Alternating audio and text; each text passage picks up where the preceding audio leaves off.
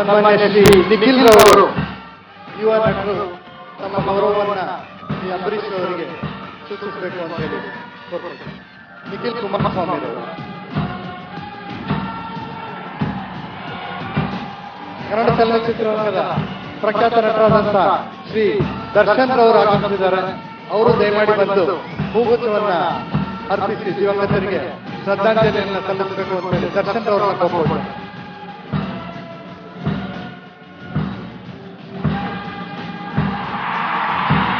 ಚಿತ್ರರಂಗದ